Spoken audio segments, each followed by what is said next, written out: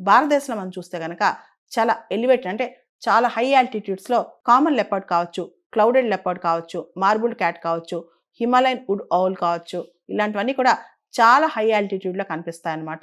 పెల్లాస్ cat ఏంటంటే ప్రత్యేకంగా ఒక పిల్లి సైజ్, అదొక పిల్లి అనమాట. వింతగా ఉంటుంది చూడటానికి కూడా. ఇది దాదాపు 5000 మీటర్ల హై ఆల్టిట్యూడ్‌లో కనిపించింది.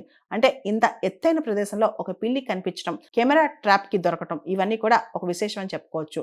యాక్చువల్లీ ఐయూసీఎన్‌లో చూస్తే గనక ఈ పెల్లాస్ క్యాట్ అనేది లీస్ట్ కన్సర్న్‌లో ఉంది. కానీ దీన్ని పట్టుకోవటం, దీనిపైన స్టడీ చేయటం, దీని యొక్క ఫీచర్స్‌ని అర్థం చేసుకోవటం ఇది అందరికీ కూడా చాలా ఇంట్రెస్టింగ్ అనమాట. ముఖ్యంగా ఈ పల్లాస్ క్యాట్ అనేది ఈస్టర్న్ హిమాలయస్‌లో సిక్కిం కావచ్చు, నేపాల్ కావచ్చు, భూటాన్ కావచ్చు ఇక్కడ కనిపిస్తూ ఉంటాయంట. ముఖ్యంగా ఈ పలాస్ క్యాట్ యొక్క ప్రవర్తన కూడా చాలా డిస్టింక్ట్‌గా ఉంటుందంట.